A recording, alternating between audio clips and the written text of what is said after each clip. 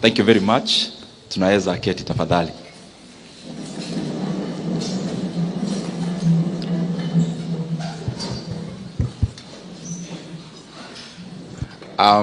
Our senior pastor, Reverend Kimathi, and all the other clergy who are here this morning for CBF. Our main guest, Dr. Wale, my brother, our MP for Nyeri Town, Mheshimiwa DMM, and of course Mrs. Maina, the organizers of this very well-organized event, led by my brother Ken Kiura, and all the other organizers who some I have met, actually in my office earlier, and all the participants of this forum, this breakfast, and this two-day conference. Good morning. Habari yenu? Muriyega? Asante sana.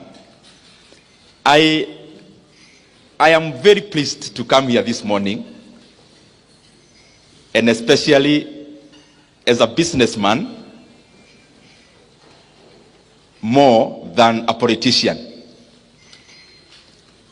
because we are here to share about business, entrepreneurship, creating value.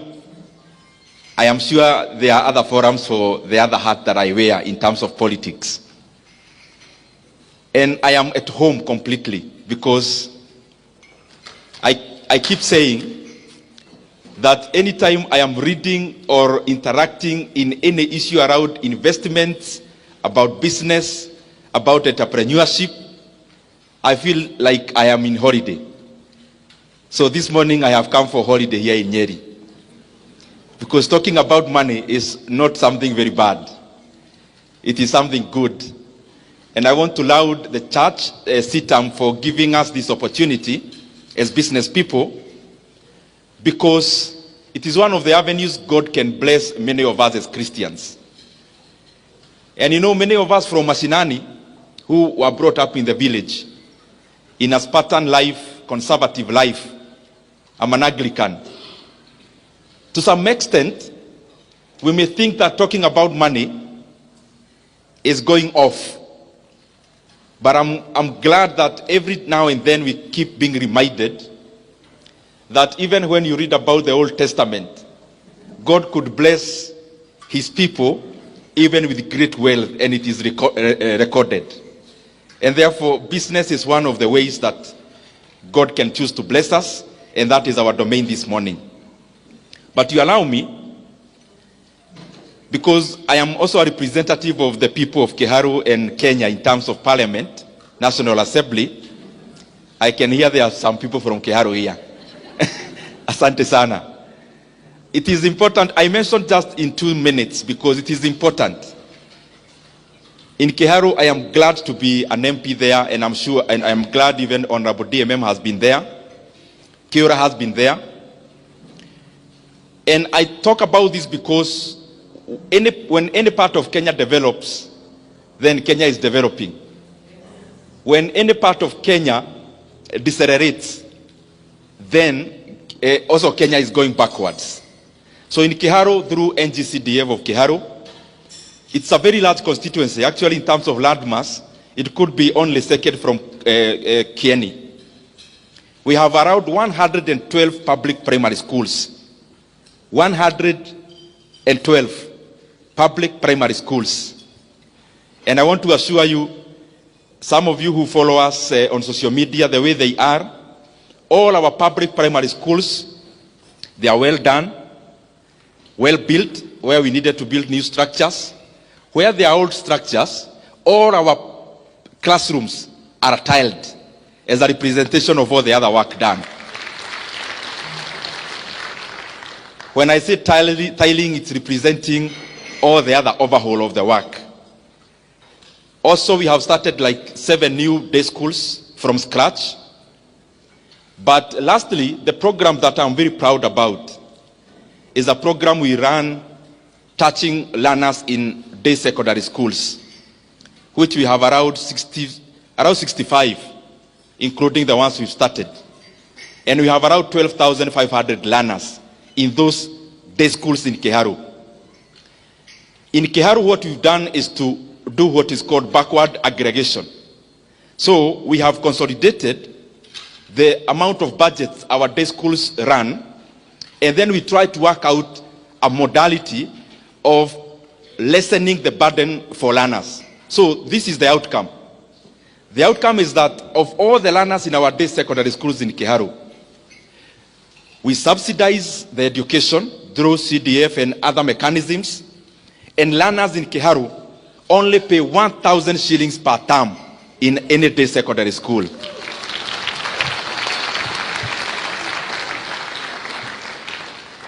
And where there is remedial teaching, because we would also encourage that, we don't actually permit in excess of 1,000 in the schools where there is remedial.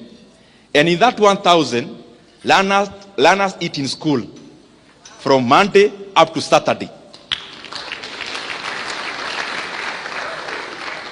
And they don't eat githeri every day. We alternate some rice, some this, some that, some that. And in the last Friday of the month in Kiharu, all day schools, the last Friday of the month, they actually eat chapati for lunch.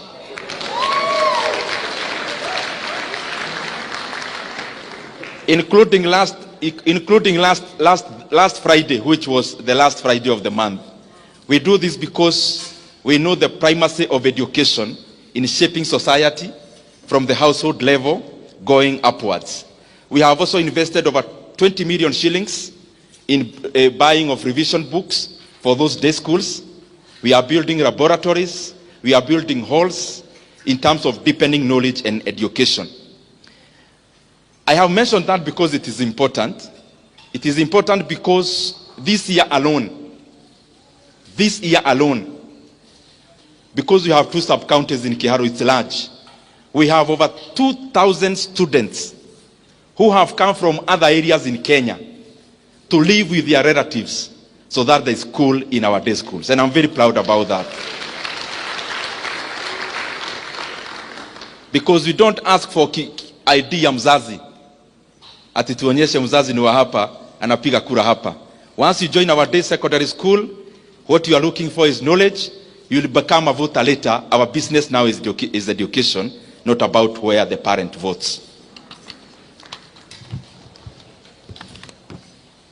Let me come back now to the meeting.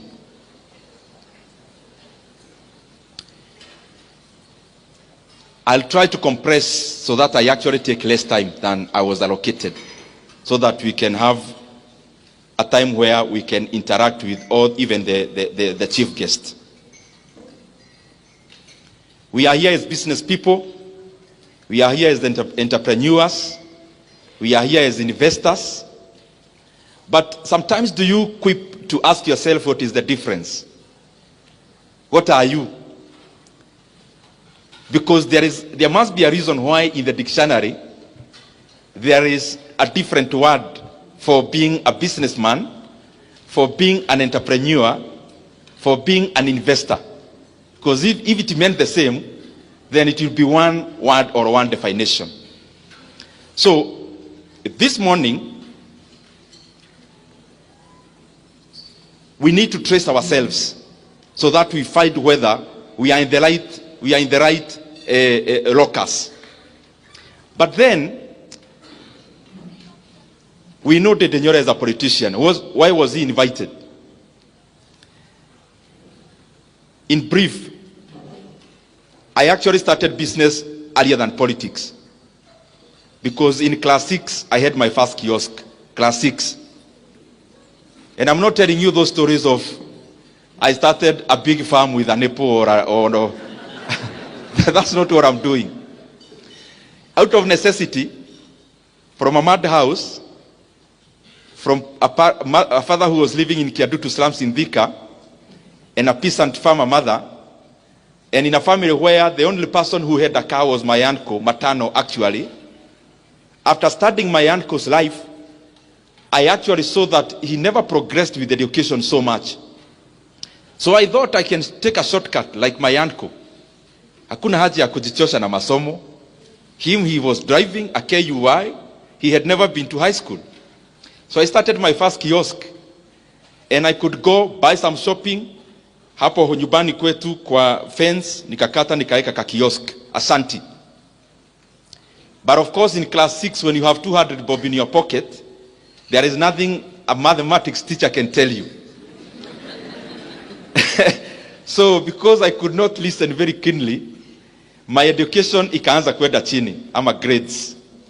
And my godmother, mwenye alinisimamia nikipatizwa, was my teacher and my village mate called Mrs. Karanja. So at the time wakati my father came from Kiadutu, he used to come over weekends. Kamwambia, your son is good, lakini masomo inaleta shida kwa sababu ya duka. So my father forced me to liquidate, but he was kind enough to actually pay me for the entire stock, which was just around 600 shillings. Then I progressed, nikamaliza hapo. Nikaenda Kiabugi Secondary School, it's just neighboring our place. And I'm saying this because it was more out of necessity. From my first year, hapo, Form 1, nikaanza kuwa cobra wa kushona viatu. And those who are there can attest. These are not stories where we only give as politicians. This is real stories. So I started mending shoes, progressed later into running school kiosk. School kiosk was being run by clubs, drama club, science club, officials. So I made sure I vowed to be an official in almost all the clubs, so that I ran the canteen uninterrupted, so that we could buy some bread for the club, and of course some for ourselves to get the profit, and then to make the ends meet. Later on in my third year, my Form 3, Form 4, my elder sister had a mutumba in Thika. Maybe that's where I got the courage ya kuongea mbele ya watu sana. Because in my over holiday I used to go to Thika. Pahali inaitwa Mukereti, wenye mnajua Thika. Saa hii kumejengwa manyumba mrefu. But before it was a market. So I used to sell mutuba there. Kumi ni baobao, bei ni ya kufunga. Nguo za watoto especially I used to sell.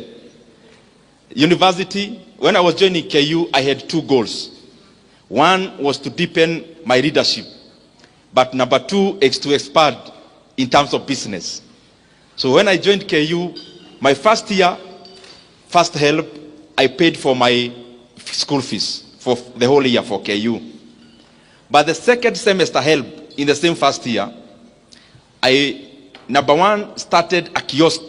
Those who are from KU, you know KM. I started a hotel there, and I called it Vatican Cave. But, and I remember one time, it was Valentine's Day, we had gone to buy sufurias with a person I had borrowed some money ya kuanza hiyo kahoteli. That guy is called Wamwere, now he's in the UK. And we had gone to buy sufurias in Gekoba for that hotel of mine. Then, Wamwere told me I have a girlfriend, alikuwa nauza phone accessories along Rudhuri Avenue. Since gari za KU ziko tu hapo karibu, matatu, tukaenda tukisalimia girlfriend ya Wamwere. When we reached there carrying sufurias, the lady was looking at us like she does not even know us. Later on, Wamwere was dumped.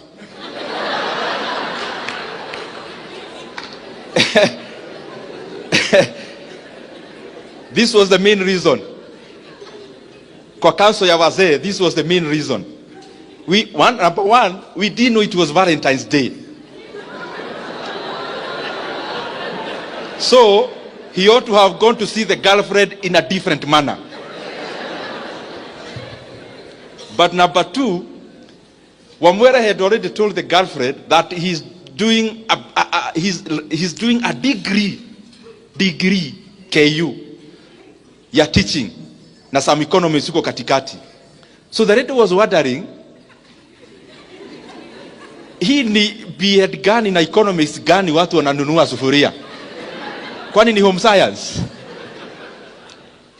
So of course we started that business na tukafanya hapo. The classmates used to come eat. After eating they tell me tuonane class. And they know I used to skip a lot of classes because of that hotel. So out of my classmates, who are here. I'll tell the chief if he's around. You made my hotel collapse. Then the same year, because I was determined, nikitoka mashinani, mi naenda, first of all, to polish my leadership, but also to look for money. Yo ikaanguka hoteli. The same semester, I decided to vie as a student leader in my first year, as Congress person in the School of Humanities in KU then. So I vied, lost by 4 votes. Then, I was wondering, I think nitaacha hii kiberebere. Because hoteli imeanguka, ndio hii politics ya hapo shule ni kama nimeanguka pia. There is something that happened in my second semester in KU. My sister, anaitwa Esther, came to visit. I think she was the first person relative to visit me in campus. You know, sisi watu wa hiyo age, kitoka mashinani now you become a breadwinner. Sio kupiga simu utumiwe pesa, ni wewe utume help. So my sister came to visit, elder sister. I was so broke. I had started a hotel through my help and some borrowing from Wamwele, it had collapsed. I had vowed to be a student leader, I hadn't made it. We were so broke, tukienda kumaliza semester, we could barely afford a meal. So with my friend Jemo, who was either my roommate or next, hapo tu karibu, he was one of my best friends. So my sister came to visit, brought us meat, nyama, and we were so broke. Then we decided with Jemo, tukifanya hesabu ya kwenye semester imebakia, kula nyama inatuumiza. So we decided to sell the meat. So that we can push some days kukula ugali na madodo. So that first semester, long vacation. Hapa unamaliza mwaka uende second year. Of course me I had decided sirudi mashinani. So my uncle akanipea kanyumba hapo Lang'ata. I used to go mguu mpaka town. Nikapata some internship in the Ministry of Trade. But then when I was loitering around, I decided my former MP called Genye Kariuki niende nikamtoanisha kitu. So I was, you know, wakati hiyo comrade, saa hiyo nimematch kiatu ya black, of course iko na vubi, na trouser ya black, na shati ya black. Sasa unajiona umematch ile mbaya. Na nimebeba bahasha. As usual, sijui kwa nini, when you are a student in campus or after you finish, you always carry a CV as a default setting. So I was carrying a brown envelope, was going to my former MP's office, but I was going there kumuonyesha he can rely on me in terms of kura za mayouths, so that anipatie kitu, inipatie fare ya kukaa Nairobi. So nikapata a meeting, I was told you can leave your CV, but I was not going there to look for a job. I was going there to look for money, cheap money. Then later on, he called me within that week, and I went to his office. And akaniuliza, kijana ulikuwa unatafuta kazi? Kamwambia, yes sir. When do you want to start? Today sir. Nikaanza kazi hapo ya stock broking. The reason I've given all that background is because I do stock broking up to today. And that is the basis where I learned investments. Raw investments, especially in the Nairobi Securities Exchange. So whatever you read about Kenya Power, that is the genesis of me buying shares. I'm sure some of you have read something about it. In terms of investing in Kenya Power, investing in the Nairobi Securities Exchange, that is my genesis. Later on, of course, started an IT company. We now, as politicians, we may not go into details. But I do business in IT, in financial services, majorly IT and financial services. I think was I back up. So business, you are a businessman. What's the distinction between a businessman and an entrepreneur? A businessman seeks to expand the business they are doing. My brother here is in oil industry. As a businessman, you are looking at how many gas stations or fuel stations we will have. An entrepreneur becomes more innovative and branches further from just deepening the business they are doing in terms of extracting more from it into being creative and innovative to venture into other sectors. So you could actually pass and say, a businessman seeks to expand whatever they know. An entrepreneur now goes further, even beyond what they know. Na mimi nikiangalia hapa naona nyinyi ni watu werevu. So sitafafanua vitu sana. Nikipitia hivyo najua mnashika maneno. An investor is what I'll talk about later because it's an area that I really enjoy.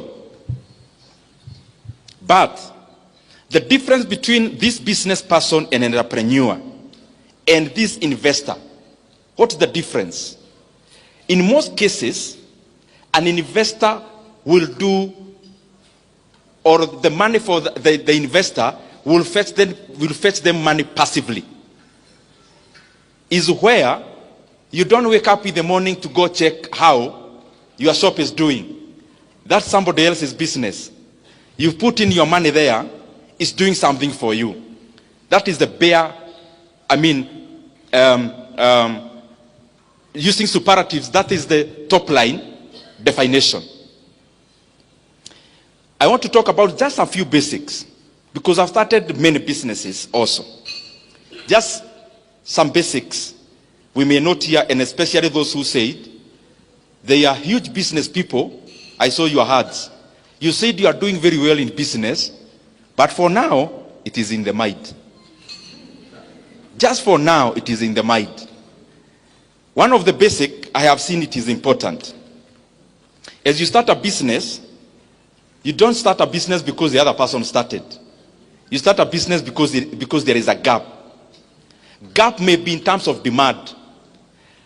Gap may be in terms of geography. It could be the same product, it is somewhere else, but it's not yet in a geographical area that you are seeking to establish. That could also be a gap. Value creation. You can make money faster through creating value than through extraction. Many times you want to do business to extract money from people's pockets. And that is why you realize, and especially in a church setup, when you do business, you want people to sympathize with you because you go to the same church to buy your product for that reason. That is not a reason enough. Just because I know you and you are my relative, you ought to create value. It is me who should be looking for your product. You shouldn't overconvince me simply by appealing to the soft side of how we know each other. That means there are some victims here. The other thing, bookkeeping. These things, they sound very banal. They sound easy. Bookkeeping. There is a story I keep giving all the time, and I'll give it. There is a time, me and my siblings, tukaenda nyumbani. Of course, we have a cow like all of you in Mashinani, or we had. So my mother anatembea Nairobi, siwezi lala hapa, nani atakamua ng'ombe? All the time anaumwa na mgongo, nini? Ng'ombe. So siku moja tukaenda, kamwambia madheka hapa chini, kuja na kalamu. Hebu tuone hii ukulima yako inakufikisha wapi? Unapeleka kwa daily how many liters? These liters. Okay. Ukiendea, unapeleka daily, then unaendea chakula ya ng'ombe kwa daily. Hata hiyo arrangement iko hapa Nyeri. So you are given the net after wametoa chakula. Hiyo net unalipa mfanyikazi mwenye alikusaidia siku 2-3. Na unalipa pahali umekoboa you have leased some land for Napier grass. After we did the math, we realized, I'm using that as a businessman. This is a businessman, a farmer, you can say now, in agro processing or something like that, to sound sophisticated. Now, After kufanya hesabu, we realized the M-Pesa we sent home to the mother, to my mother, we don't send her money. We said what? We said the cow. Only that we use her phone.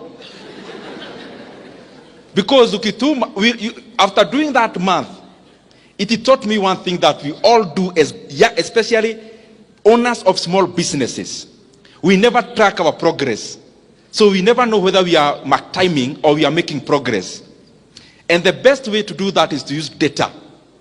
Data could be in terms of number of customers served, in terms of bottom line.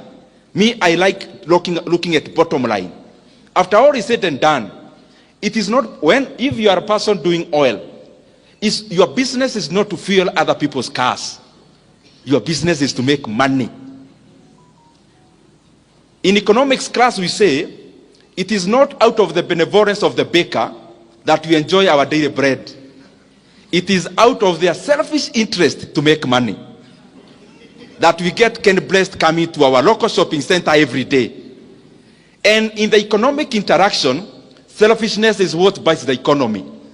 You buy a matatu there seeking to make money, and me, I open a hardware seeking to make money. That interaction of the market is what creates the economy. So as you start your small business early enough, track progress so that you actually know whether you are overstaying in a redundant area for too long. Market. Many times we are limited by what we know in the mind hapa. But do you know now with internet, there is a lot you can do. You look at market, whatever product you come up with, and please, especially those whose businesses are in the mind, polish your ideas slightly further. Don't just do a business. You know, kuna business tu yani unafanya unaona. You need to think deeper. Especially those who have not yet risked or staked their money. Use more time to think than start. So that you first of all think about the market. The market may not be limited to where you already know and can see with your eyes. Study. I'm not saying you hire professionals to do that. Do basic, even with the internet. Those who are already doing business and you have some capital, focus on there is something I keep thinking about, and I also do. Look for businesses whose barrier of entry is high, almost blocked. The highest margins are in businesses that have got high barrier of entry. Barrier of entry may be in terms of knowledge. Barrier of entry may be in terms of capital. For example, if you had 2 billion shillings in Kenya now today, and you are talking about building a real estate in terms of flats, me, I wouldn't, because everyone can do that. For example, if you look at banking in Kenya, yes, the core capital was increased. It has been 1 billion shillings. But do you know there are so many Kenyans with that kind of money? That is already a niche where the barrier of entry is too high. So even if there are like 40 banks, they operate like oligopolies. And that is why you realize in Kenya, unless it is totally run down, few banks make losses. I'm just making that as a CASA.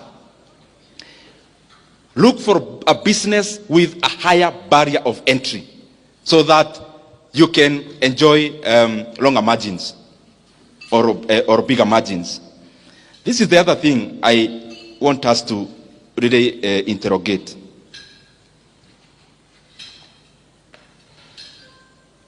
In my village, just like yours, my former teacher retires. The first thing they do is to buy a matatu. Or, hapo kwa shopping center yetu, anajenga hapo. Pesa ya retire. Karibu wote. What am I trying to say? Those businesses are good. They are good because they facilitate movement and they facilitate trading. But probably even my brother and sister in the same industry, there is much more they can do. around there. What am I trying to say? Kenya is also a plot country. Yani kama huna we measure your success by how many plots you have. Maybe we'll talk about that later. Nikienda kumaliza. By the way, I'm almost finishing. Now, allow me now these minutes, because I can see here, next time, this one here, this is the lead sponsor. We would want in the next few years to come, the owner of this lead sponsor will be from this hall.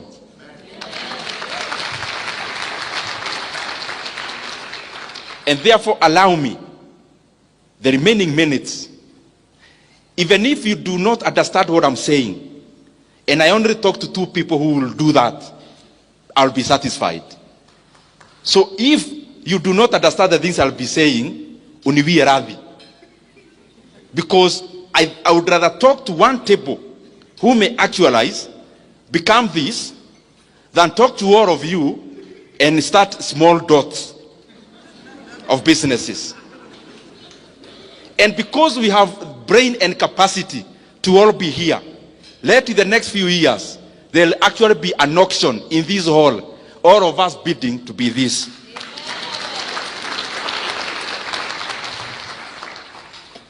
I'm talking about how we must fashion ourselves in this hall to move from being net worth of 500,000, net worth of a millionaire, and because all wealth is granted by God, that we also break that ceiling. Those figures we hear of billionaires, we also aim. And number 1, moving from that comfort, I'm trying that we move from that comfort of being a dealer for Oilibia or for Total, to being the Total yourself. That's what I'm trying to say. From being a dealer of Safaricom to being a competitor. That's the kind of thing I'm trying to talk about. Mumeanza kuenda chini mnauliza sasa huyu mtu ni vitu gani hizo? When you want to move to that level, you do not own 100% of your business. There is no billionaire in the entire world who owns 100% of the business they are associated with. None.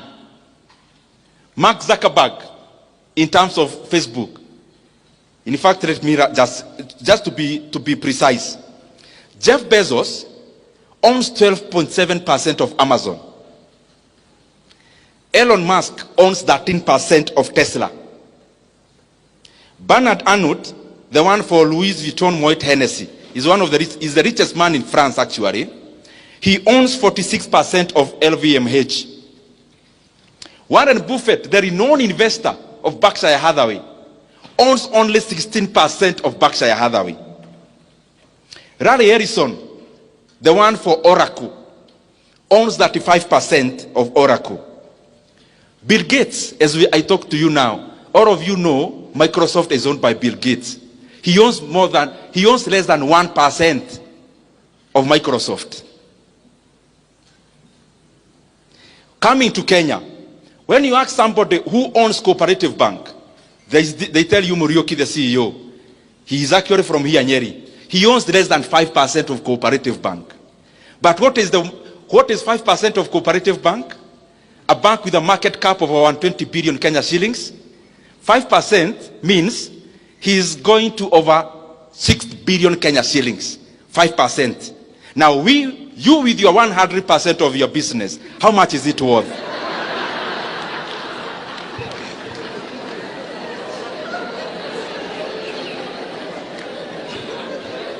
There is a friend of mine who is also my mentor. Can you tell me by a show of hand who owns Equity Bank? By a raise of hand, tafadhali. I'll pay something for that. Naona wakikuyu ni wengi hapa mkono. Who owns Equity Bank? Monga. Very good. He is also a good friend of mine. So hata nikimkute hapa, he will not be offended. Somebody else who owns Equity Bank? Yes? Mwangi. Can you start? Asita kuita hapa. Najua, public speaking, you can't ambush somebody. Who owns Equity Bank? Please rise up, my sister. Who owns Equity Bank? Monga. You said Peter Monga. Now listen, my brothers and sisters. Mwangi, the CEO of Equity Bank, owns 5% of Equity Bank. And all of you told me he is actually the owner of Equity Bank. If you look at the financial statements of Equity Bank, you realize the top shareholders of Equity Bank are not actually not Kenyan. They are fads, including Norwegian fad. Do you know Peter Monga now owns less than 1% of Equity Bank? Now keep your 100% of your business. In business, and niliacha kuongea sasa mtu wa kuanza kiosk. Tumesema Mungu anatubariki to start chains. Is that so? Don't seek to own a fish pond. Seek to own just a slice of the ocean resources. Because the fish pond utaweka net, utasweep all your resources in there, and you have to give it months. Dive into the ocean. You have just given a slice, but that slice is worth much more than having many fish ponds. And how do you do that? You have a business here. Mambo yote hata nimesema ya bookkeeping is combined. You have a business. You've started, let's say, of making yogurt, making organic soap, of making whatever you may think about. Now you are already progressing. There is so much market, but you can't satisfy. Now out of your bookkeeping, you realize your business is now worth 10 million shillings. But do you know what? You are already feeling very wealthy.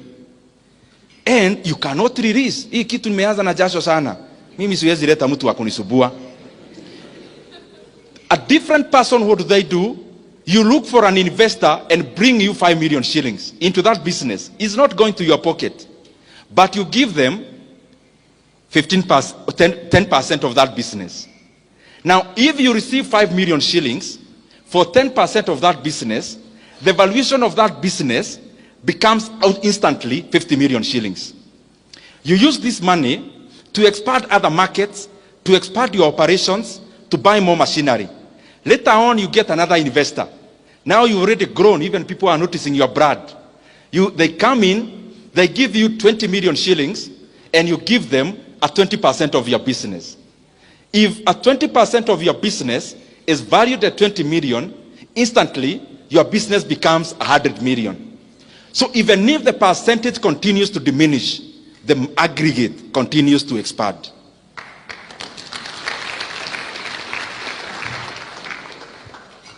Now, umepata kazi juzi, bank. You are now doing business very well as a contractor or anything else.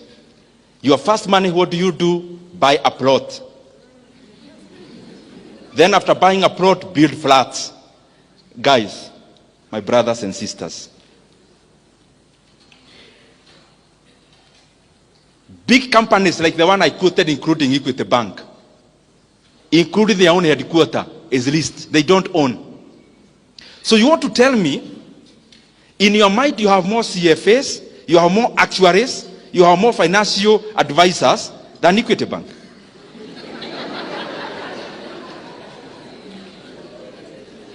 Old Mutual that bought even UAP here in Kenya. Old Mutual, you know it, is bigger in South Africa. Old Mutual, I saw in the Business Daily this week, they have put up for sale all their real estate assets in the entire East Africa. Wanasema, please come and buy. Hatutaki. Do you know, including that landmark tall building in Nairobi? Ile Christmas wanawekaga vitu hivi mataa mingi tunaona huko. Hata hiyo wanauza. You can go buy. Maybe it's around 5 billion. Now, this is the company that is already divesting from real estate. And I am saying that with all due respect with my brothers who are in that business. I'm now talking to the buyer, not the seller. Other than the house that you live in, and other than the farm that you need, what is this plot you have in Kitegera, and the other one in Kamuru, and the other one in Kigajo, and the other one in Narumoro. Ni ya nini? Ni ya kufanya nini?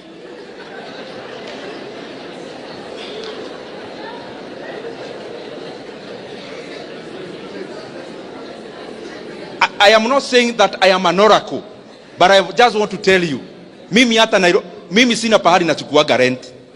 Because you realize this business of building things, building, you are actually doing it for the satisfaction of the people who live in, not for you to make money.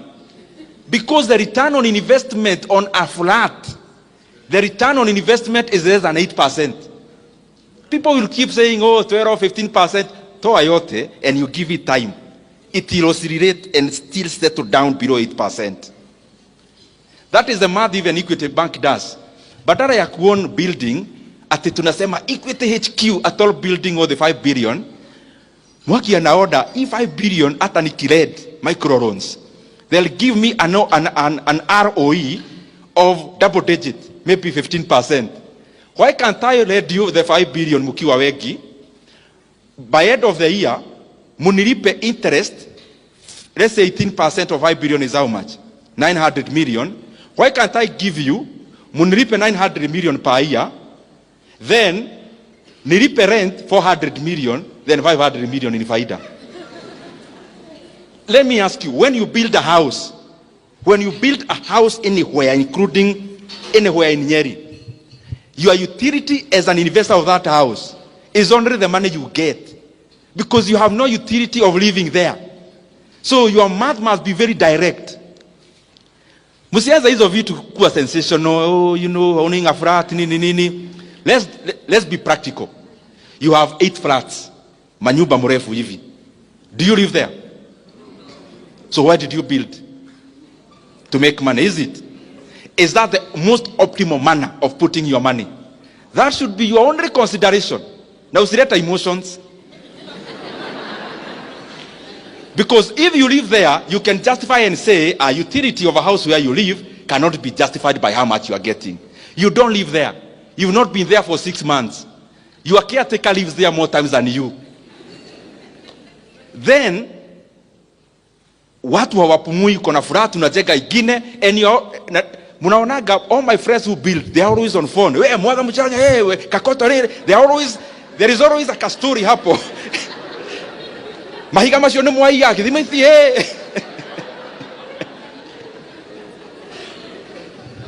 Even if you want to own that flat, why can't you invest where you are getting double digit? After getting that double digit, wait for your brother angangane na simiti kuibiwa, angangane na nini. Wewe ukipata ROE yako ya 18%, after 5 years, through the faida peke yake, uende ununue akuwe amechoka on your behalf. Fanya hesabu, my friend. The other thing is that you do not need to use your money all the time. I do a lot of mentorship for university students in my office. And when they come, everyone, when they want to start a business, it is ni kama kamanyu kanapeanwa pahali. Sasa nikimaliza kuongeleza hivi na venye nimejikakamua leo, hata siongei siasa ati ni juu ya biashara. Then nikitoka hapo, unajua utaniuliza aje, okay, umeongea vizuri, where do you get capital? That is the question that is almost resonates every time. Nitatoa wapi capital? Na mimi wacha nikuulize, capital ya kufanya nini? Because that is the what you need to answer. All that, when you get somebody asking you, nitatoa wapi capital, hana idea. Because if you have a very well polished idea of a business, believe you me, you will attract money. And money is not just borrowing.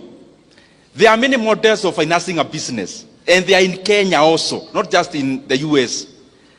Facebook never became Facebook because it was Facebook.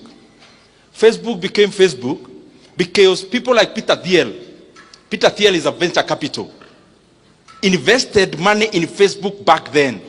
By the way, mathematics. Peter Thiel invested in Facebook $500,000 and got 2%. Wacha niende pole pole.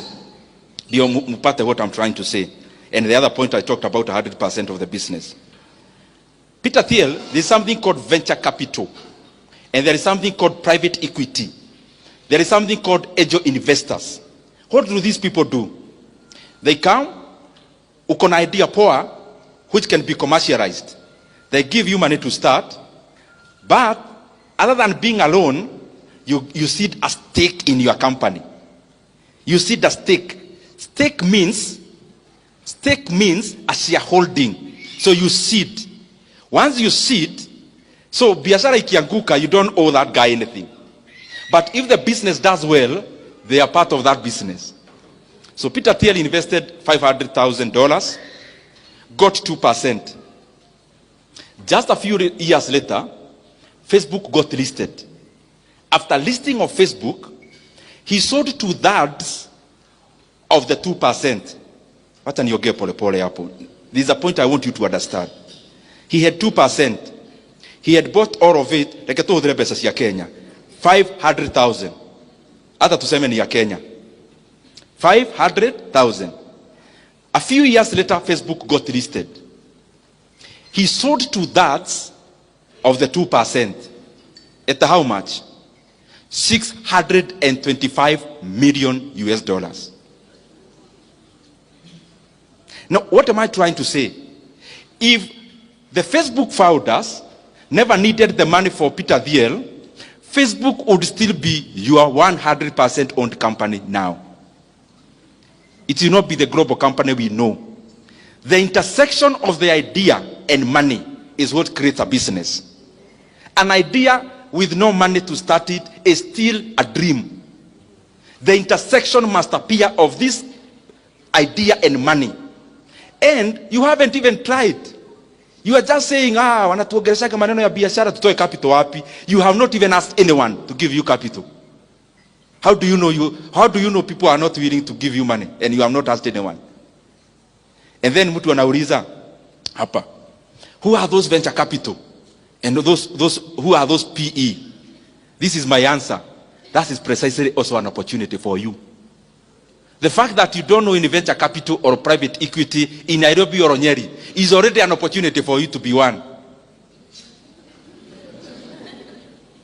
Why? Because here there are people, by look of the introductions that we got here, there are people who have 10 million lying in the bank. There is already a person here with 10 plots.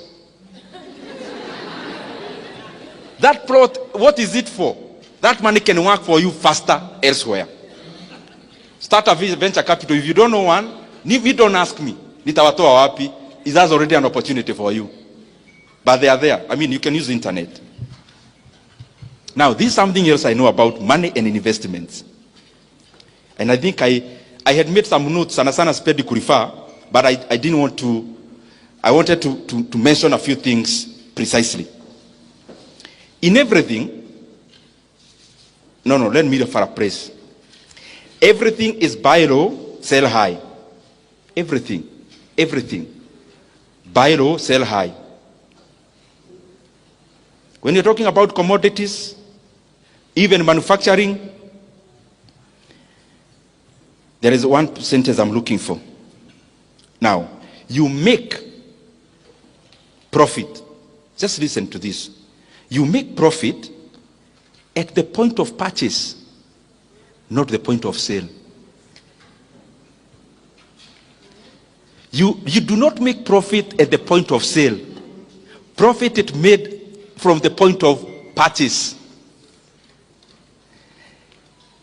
That sounds like investments, but it's also business.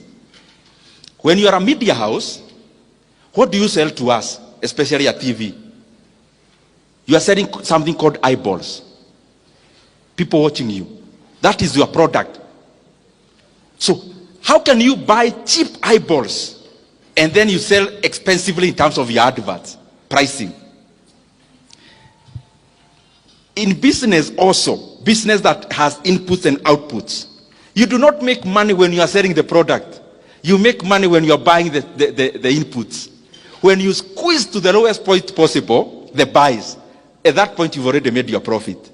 But then all of us here focus, pesa unatengeneza ukimaliza kujenga hiyo kitu unajenga. No, money is made at the point of purchase, not at the point of sale. For you as a businessman, I mean.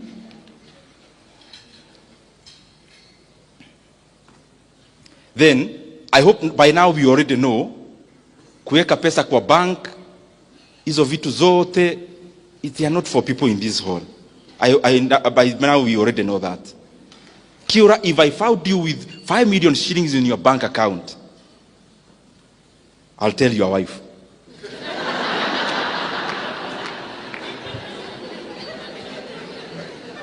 For them to realize you are not as they think.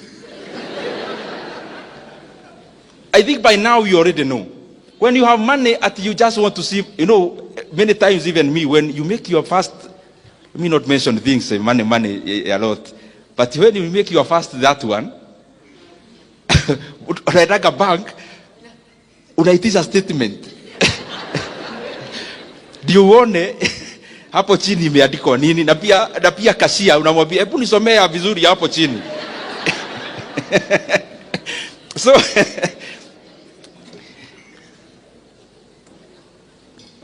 I said narukaruka tu, nyinyi ni watu werevu mnashika maneno. All the people I know, by the way including myself somehow, a lot of money is made during crisis. Warren Buffett, the one for Berkshire Hathaway, ni mzee, me I'm thinking as a businessman you already know Warren Buffett. If you don't, itagogo baadaye. Warren Buffett saa zingine anakaanga na cash money, not for the reason that I gave for Kiura, but for this other point. Just waiting for the right time.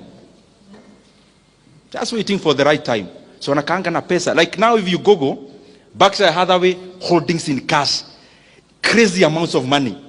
Crazy. In hundreds of billions of dollars. What does he do? He has studied the markets. He has studied the economies very well. Like in the year 2002-08 financial crisis, his work was to deploy cash. Why are you deploying cash? There was a crisis. Financial crisis in the entire world. So what was happening? Companies were collapsing. So Warren Buffett, he was happy. Companies were begging him to buy them at any price. So he bought up a company like Bank of America.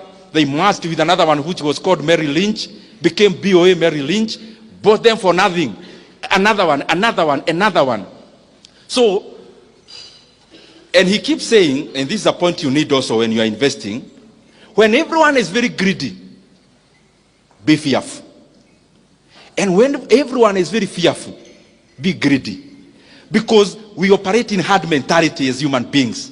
For example, now, I'll mention something about the NSC, Nairobi Securities Exchange. There was a time I was buying some shares there. Guys were ordering, even my friends, I could tell them, buy. Nunua hii share. Wanashindwa hii mtu. By then, stock market was dampened. Not just in Kenya, globally.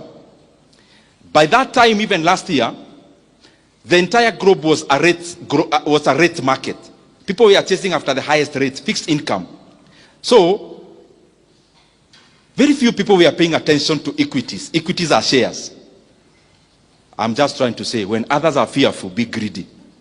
When you see everyone is buying a treasury board, fixed income assets, because they are giving very high rates, economies are cyclical all the time.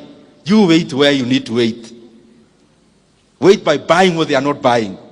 And then when the reverse also happens. What am I also trying to say there? You think honestly, because you are saying we are moving from M to B. M meaning? And B? Yeah. The vile sitaki kuongea such things. They may appear differently as a politician talking about that. Now, you want to tell me you want to move from M to B and you can't do basic analysis about your own money. Study markets, study economies. Do you know the time you invest in your day-to-day business? Running a business is very tedious. Tedious. You think about, I'm referring to my brother a lot because I was told what he does. Mafuta, ukienda short ya 3 bob ni hasara because that's all your profit. Every time you are laboring your mind to the extreme. You also need to invest some time learning, studying threads about the economies. How do economies operate for the last 20 years? So that you have a view of how is it likely to operate for the next few years. And you can do that. You don't need professionals to do all those things. You study Kenyan market, you study South African market, you study American market. You can always predict the next time you're having a financial crisis. Even if you are not very precise, you'll not be very far away. And those are opportunities to make money. That's what I'm trying to say. It's not for exam, it's for making money. When you have, now I'm talking about business people and entrepreneurs. As you continue growing, of course you must learn to use professionals. Umeanza biashara, uwezi ajiri hata accountant. HR kuajiri, HR is your wife and you are the CEO. There is always a premium they bring, and especially structuring your business to be a corporate. Stop running a business. Start running a corporation. A corporation where, even if I needed to invest in your business, there is something I can fall back to as data. But you also need to be very obsessed with success. If those of you who like reading, I would challenge you, look for the autobiography of Elon Musk. The one written by Isaacson. I think he's called Isaacson. Those who can read. And you realize, my friends, those people, like now he's worth for over 400 billion US dollars. 400 billion US dollars. US dollars. US dollars, 400 over. US. When you read that book, then you start realizing, hakuna vitu ati utaokota tu kwa jia. You have to have an obsession to succeed. Not just at the feeling, some obsession so that unashikilia, and especially when you have done, you had already done your basic analysis and you know what you are doing is right, you have to have some obsession. And I've seen it across people. You read about the founders of Apple, Elon Musk, all those guys I'm mentioning, you realize you need to be obsessed to succeed. Decision making. There is something I want you to always have in mind. And especially I have seen it rife in investments. I've been in stockbroking since, for example, my first year in KU. So I've seen cycles of downs and ups. And I have seen in life, just as in business, just as in entrepreneurship, here you are all employers. Me, I'm not talking to you as employees anymore. Because you already decided, those who are in jobs, you are resigning soon. I think we agreed that a long time ago. Otherwise, you're in the wrong forum.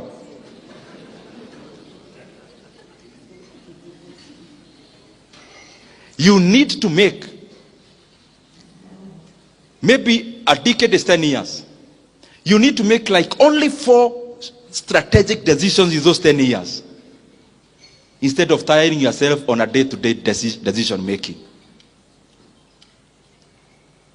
When you make, and when you are making a strategic decision, never afford to make a stupid decision. Use a lot of data. Use a lot of analysis. You don't need to do that every day. For example, in 10 years, you make 4 strategic decisions, you are good to go. But we tie ourselves and our mind making micro decisions that we have no time to think about making strategic big decisions. And those big decisions are what matters. Investors like the ones I mentioned, including Kenya, the decision, for example, Equity did in 2007. A company called the Heriois Capital came, a private equity fund. They got 24.5% of Equity Bank. That strategic decision they made was more important than how the branch operates every day. Strategic decisions. A strategic decision of KCB Bank to go to DRC and buy a bank there instead of starting one from scratch. That needed a lot of decision making that is weighty, deep. That strategic decision making is more important than every day-to-day running of KCB Bank. The strategic decision, let's say, of Brookside selling a stake to Danone, a French company, that decision making maybe is more important than the amount of milk they were processing every day, at that time. You need to make strategic decisions, but not in haste. Because once you make the right one correctly, then you can reap from it for a very long time. And of course, learn as much as possible. Very lastly,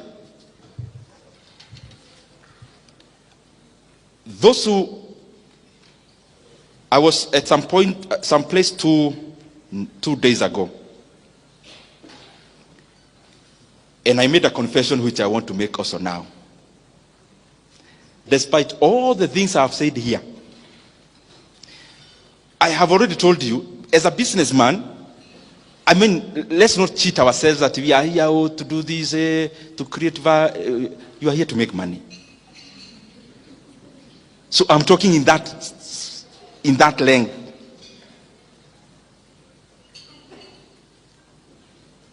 You know, when you're marketing a house, oh, I want to make good living abodes for other people. You're there to make money, my friend. Out of that, me personally, I have made much more money passively than I have made money actively.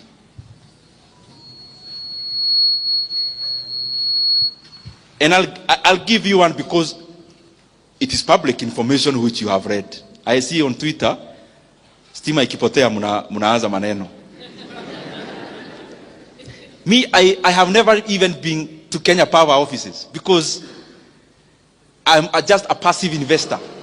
Passive. I have never been there for the last I don't know how long. The last time I was there was in my capacity as an MP ya kufuata stima, in my first term. But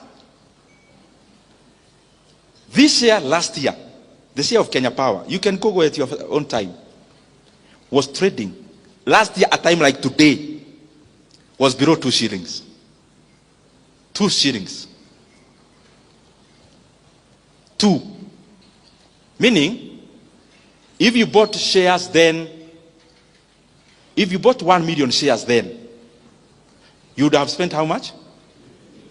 2 million shillings.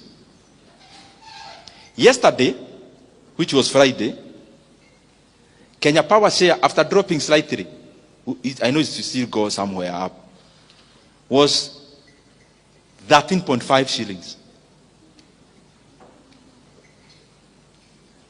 13 point? So how much is that? Your 2 million is how much?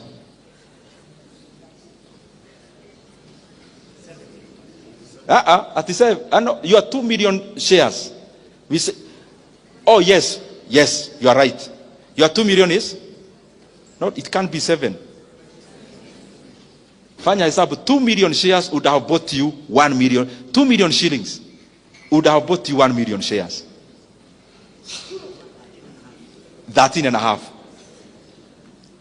You know some, najua nikisema hii, mnafikiria ni pahali it's real. Si vitu tunasomanga kama hizo nimewabia za Warren Buffett. This is real. Kenya Re shares 3 months ago. Let me even use December. Kenya Re shares in December was 1.06. Yesterday, let me say the high. Average for last week. Not too much. 3.5 shillings. I want you to do the percentage.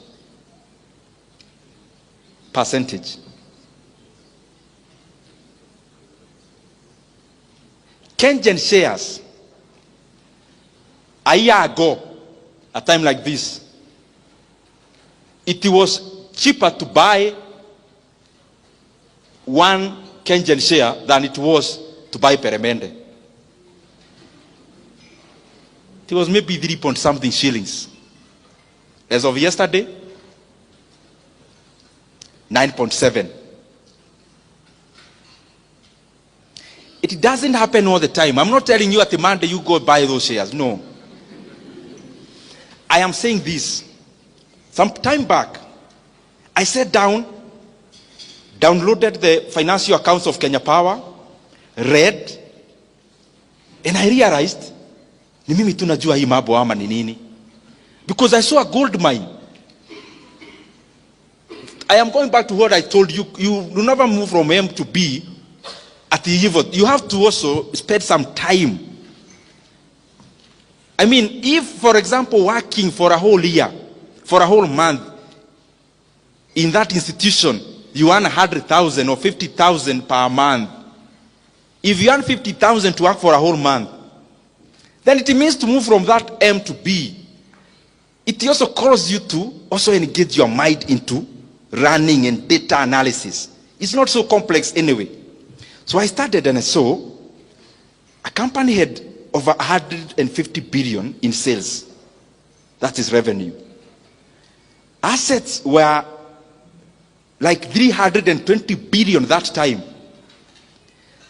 The valuation of that company was just 3 billion in the market. Then I decided I am not consulting anyone. I am buying vile tunasemanga hapa kwetu takeri. Yeah. Yani hutaki kufikiria mimi hapa nimeona iko kitu na sitaki kujua, mimi nanunua. Last year I scrutinized Kenya Re books. I realized the company is valued by that time, was valued by the market at only at 6 billion shillings. The entire company. Because when you're buying shares, me, I don't advocate for trading. I advocate for investing. Invest like you're investing in a company, not trading shares, no. So I see a company worth 6 billion, but they had declared profit that year of 5 billion net profit. Can you just imagine? Ile story tulikuwa tunasema ya Proti. Proti will take you 10 years to recover your money. That's what they say, 10 to 15. Now here there is a company which was worth 6 billion, but net profit for 1 year was 5 billion. Then I scrutinized further.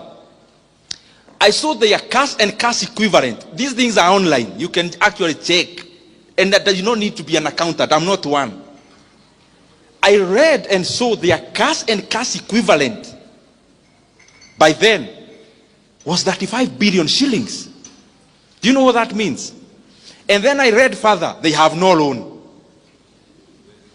Hi. Then it meant to me, I can buy this company at 6 billion. If it becomes mine, the cash and cash equivalent alone, I get the 6 billion and pay the people who gave me. The whole money, the 30 billion remains free money.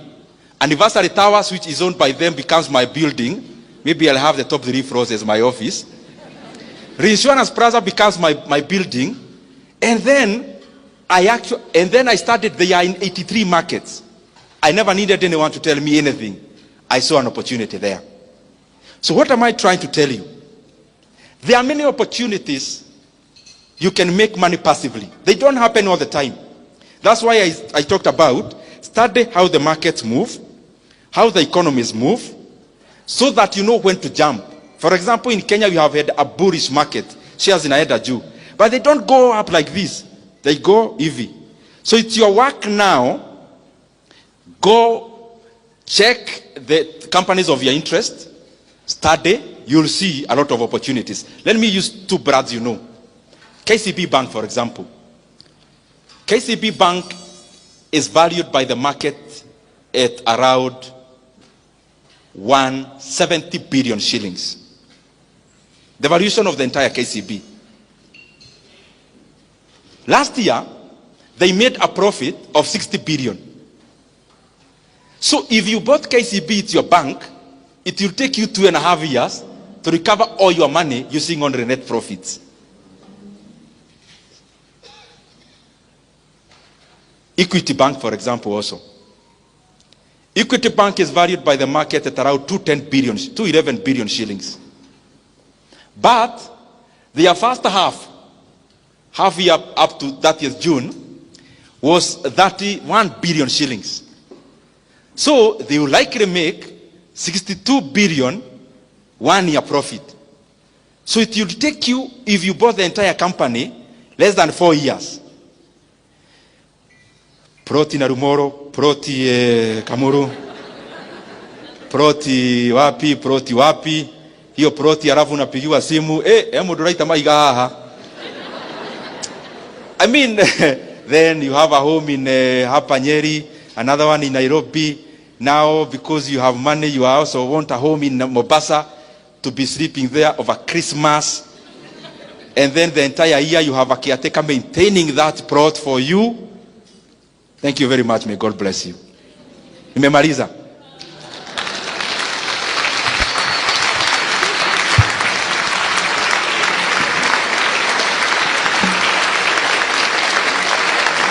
Asante sana.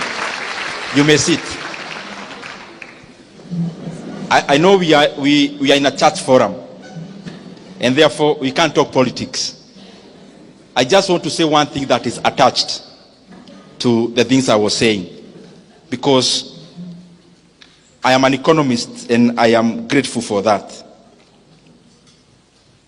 There is one thing that is troubling my mind as a Kenyan on the economic front. And it's something, I am not saying it to accuse anyone. I'm saying it because it is important. If you read the central bank data, it shows that the Kenyan economy, we have now borrowed. Our national debt is now over 12.1 trillion Kenya shillings.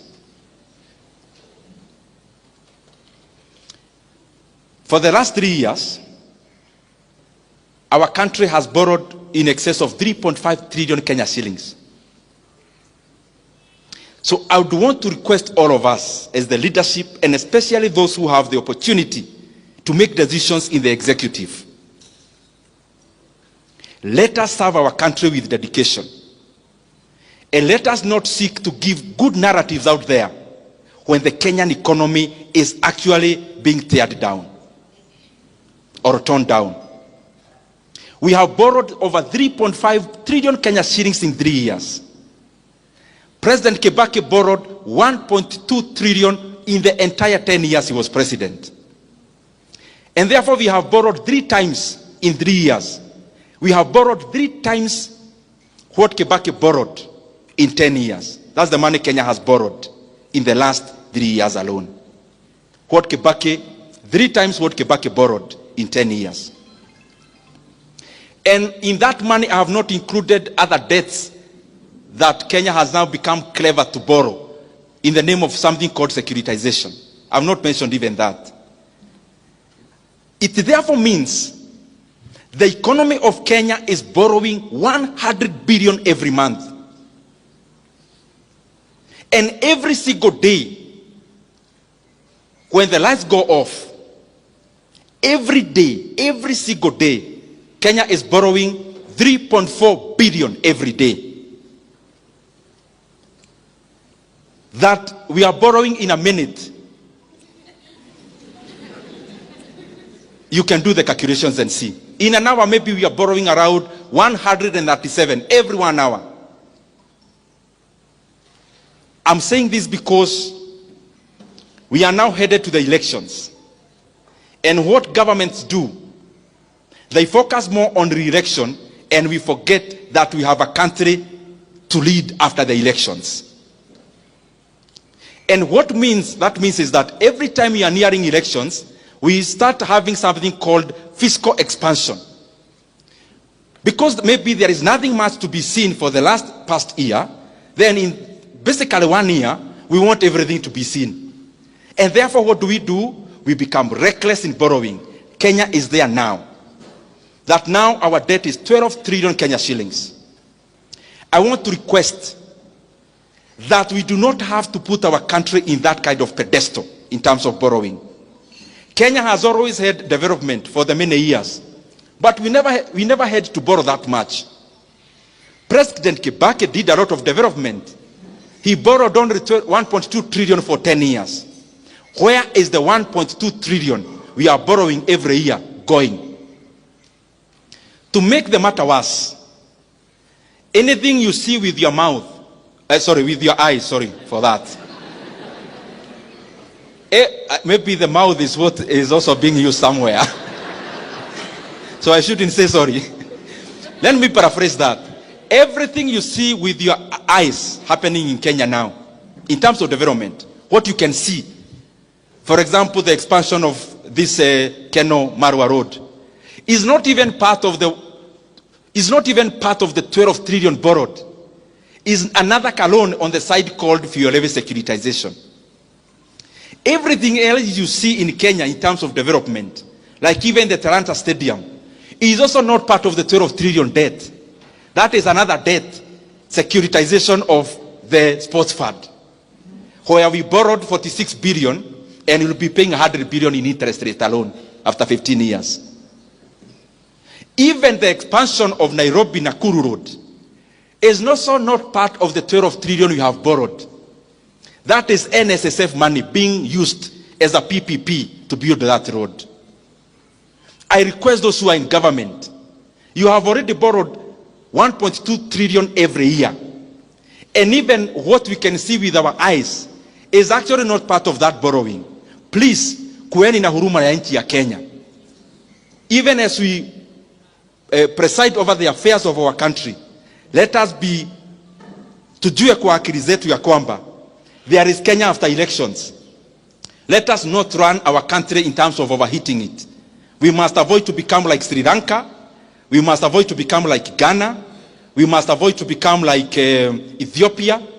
We must avoid to become like Zambia in the recent years. Because Kenya is a strong country with internal resources. This issue of profligate borrowing must come to an end if we really care about this country. Asanteni sana, Mungu awabariki.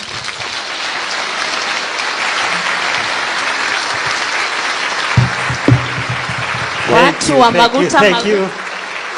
Let's give another round of applause.